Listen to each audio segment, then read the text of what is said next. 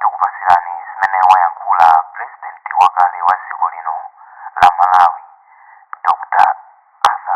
Muthalika pamene akusegulira convention ya chipani chawo cha DPP lero pa 18 August 2024 ndipo zimenezi zikuchitikira mu mzinda wa Blantyre ku Comessa hall. Muthalika ayankhula speech ndithu imeneyi taonerani ndi kumvera kuti Muthalika wayankhula. DPP oye! DPP oye! DPP oye! Abengu oye! Abengu oye! Tonse oye! Tonse oye!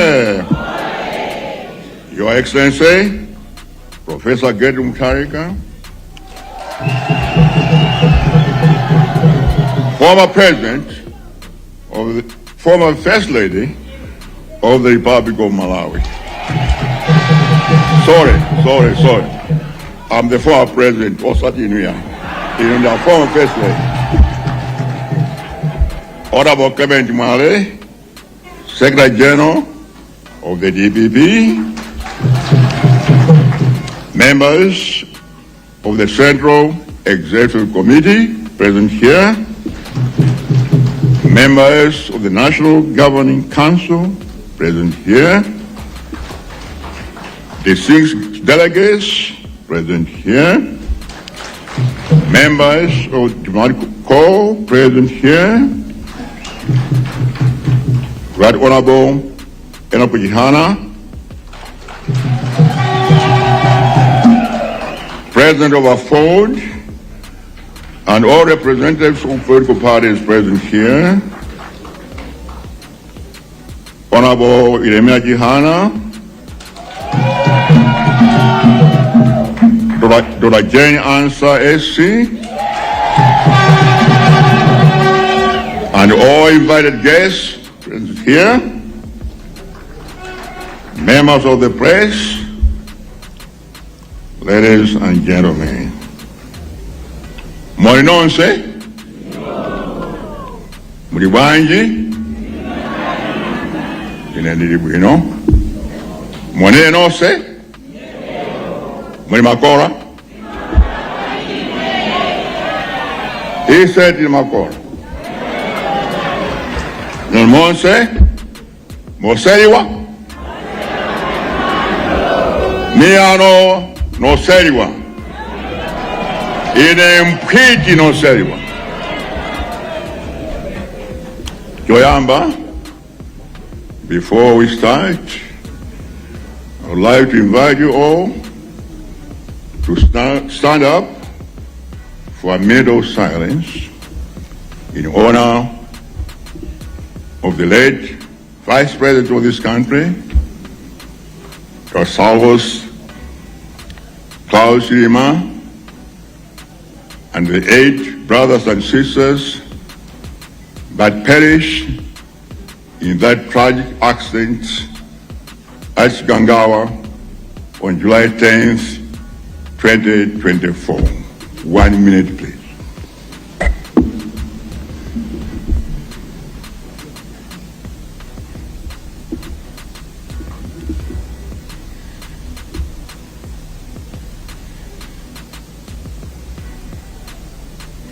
You may sit down.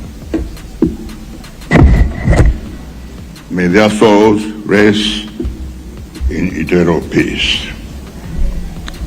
Ladies and gentlemen, Chairman Blantyre wonse amene mabwera kuno ku Blantyre. Mayenda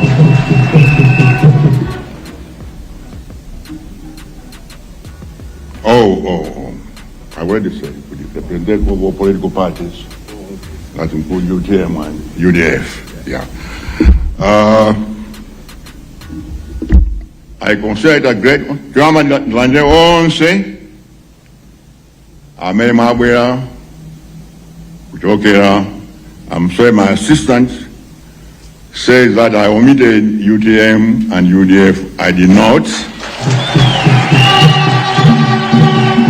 I'd said representatives of all political parties, But however, let me directly welcome the Secretary General of the UTM and the Secretary General of the UDF.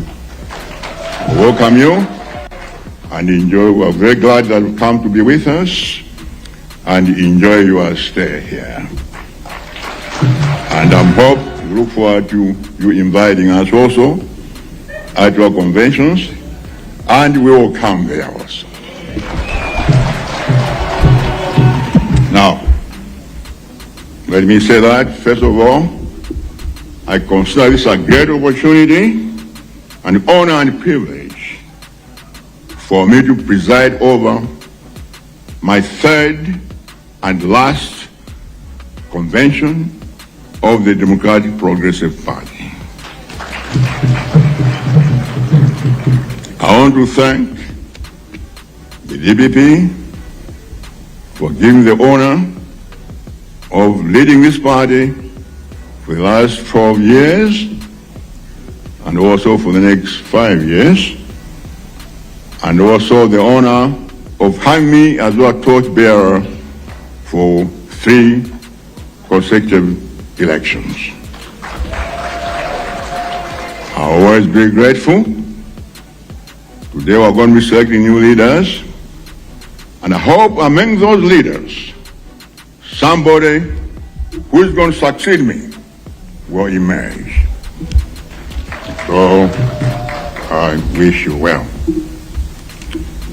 Choncho, Lero tabwera, kuti tisankhe asugoli asopano. Chofuna kwambiri kuti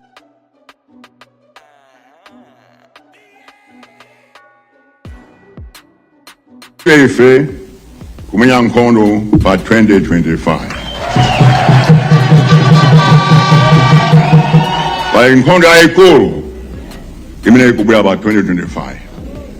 Choncho amene mutasankhidwe lero muli ndi udindo waukulu. Amene simufuna kugwira ntchito yachipani musatenge udindo ayi.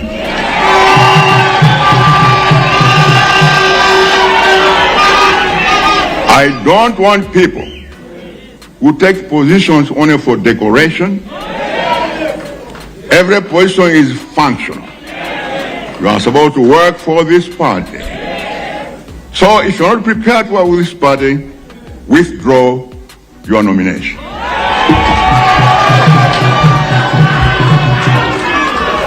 So much for that. Now if IDPP onkuzwa kwambiri ife timaziwa kutoka mu opposition. At 2012, 2014, nachoka mu opposition after only 2 years in opposition. Tidawina apa 2014. Takachama ika 5 years. Watakachamawa pa September 16th takachamawa tizachoka mu opposition.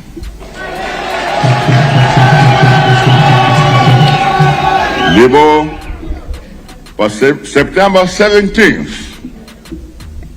takachamawa nonse muzabula ku Page House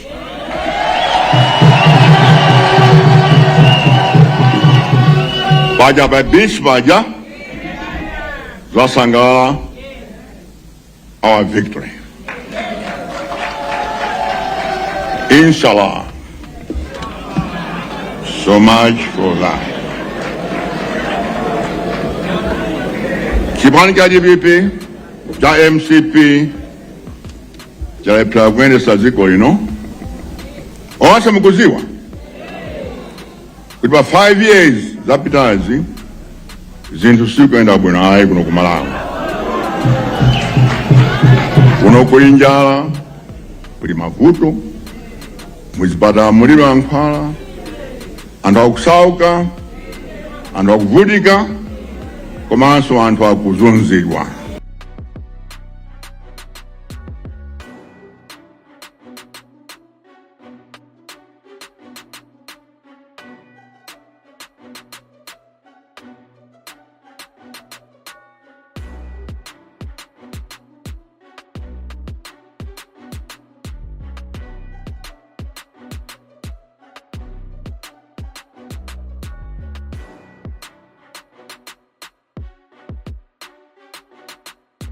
Nani na ine kuti mukumbukira?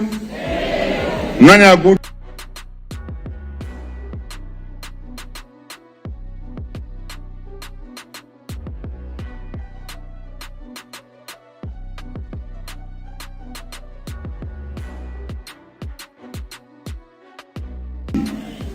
ngati mufuna chitukuko, ngati mufuna ufulu, musankhe boma la DPP, musankhe chipani cha MCP.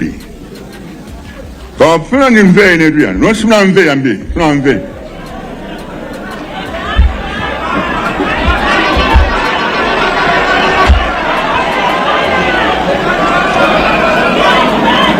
Mwanangu tengeka pambi, mwanangu tengeka, nikutamangisa ife mboma, nikusanka boma limene, really clueless, a government which sees nothing, hears nothing, knows nothing, and does nothing.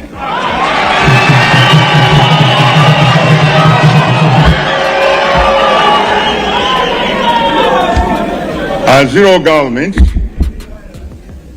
likuzua kwambia mtu mkuzunzika, Comessa likuzua kuti boma ziko lino likubwera ku one party state. We'll never allow that to happen. Return to the one party state. On September 16th, 2025, 3. Choncho.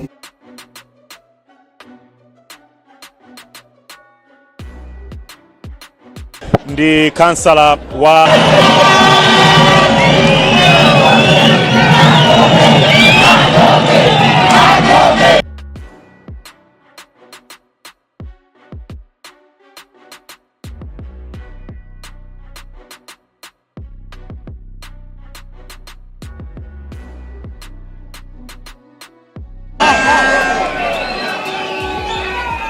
Ajokeji kwa palibe mlanga asanke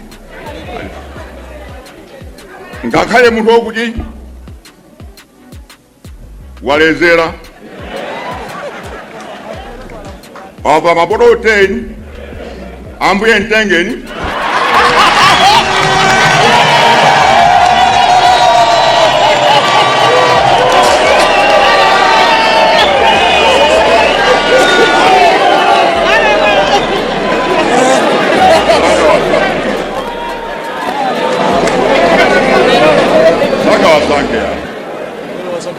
Sanga sign too.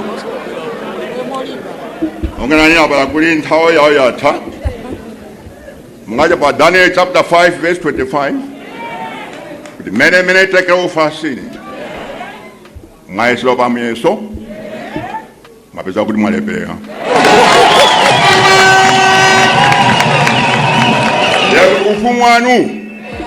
Ulaga widwa. Wakati ba DPP, UDF, UTM, they are forward.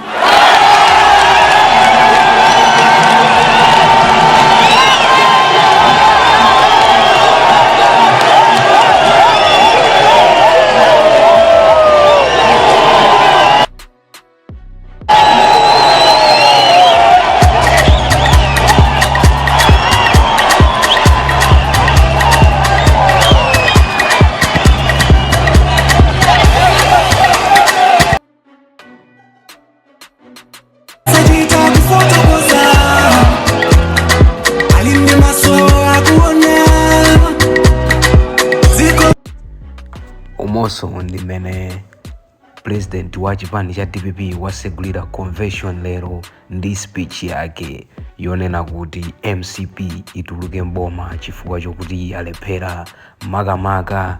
Iyeyo wayankhula zimenezi lero pa 18th August 2024 ku convention ya DPP imene ikuchitika mu mzinda wa Blantyre ku Comessa Hall.